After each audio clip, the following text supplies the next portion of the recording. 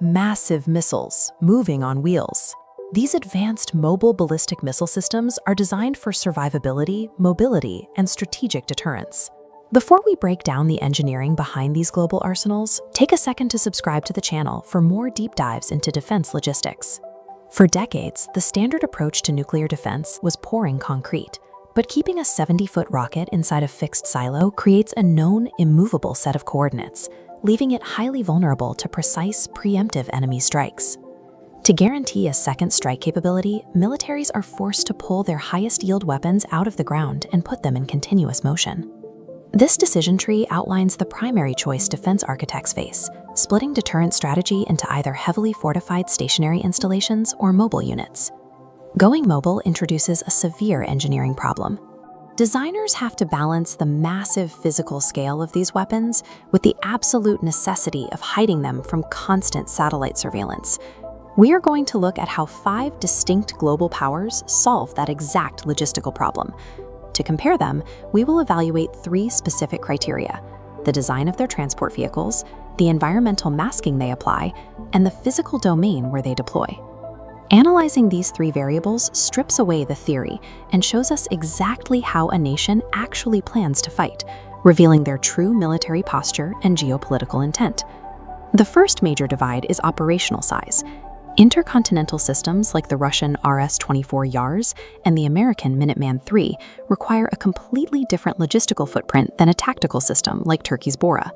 To put an ICBM on the road, engineers have to distribute the massive weight of the weapon across heavy-duty, multi-axle wheeled transporters. By absorbing that weight, the military gains a global strike capability that can constantly shift its launch coordinates to avoid being targeted. But that massive scale forces a strict trade-off. These launch vehicles are so heavy they are entirely restricted to highly reinforced paved road networks. Because they are tethered to predictable civilian highways, these massive carriers are far easier for satellites to track than smaller, lighter tactical units that can actually go off-road. Next, we evaluate color and environmental adaptation. The systems for Russia, America, and France rely on solid green, while Israel uses a desert tan, and Turkey applies a multicolored camouflage. This highly specific visual disruption takes dedicated planning for the exact region of operation.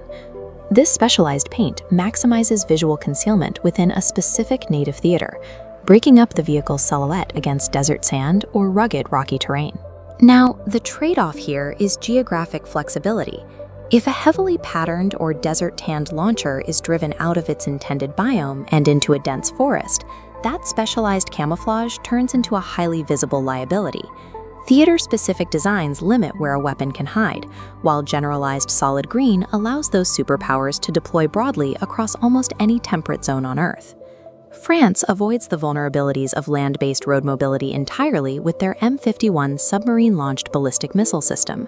Instead of balancing heavy-duty trucks on highways, they embed their entire mobile missile architecture deep inside a nuclear submarine. By utilizing the ocean depths for concealment, the French military achieves the ultimate level of stealth, guaranteeing the weapon's survivability against any preemptive strike. Maintaining that perfect stealth requires an exponentially higher budget to engineer, build, and staff complex maritime infrastructure compared to operating a land fleet. Opting for a submarine launch system completely redefines a nation's naval procurement strategy, trading immense upfront capital for an invisible, guaranteed second strike. There is no single correct way to build a mobile launcher. A nation's decision reflects its unique geopolitical reality and defensive needs. This chart maps the systems by operational range and concealment. Russia and America are high-range, low concealment, prioritizing global reach across land masses. Turkey and Israel are lower range, high visual concealment, optimized for local terrain. France occupies the peak, trading capital for unparalleled maritime stealth and a high-range strike. Whether painted to blend into sand, built to crawl down reinforced highways, or engineered to submerge into oceans, a launcher's physical design is the clearest indicator of how a nation plans to defend itself. Thank you for watching. If you found this breakdown useful, please take a moment to politely like, share, and subscribe to the Global Warwatch Network. Which deployment strategy do you think is most effective? Let us know in the comments, and check the description for our social media links.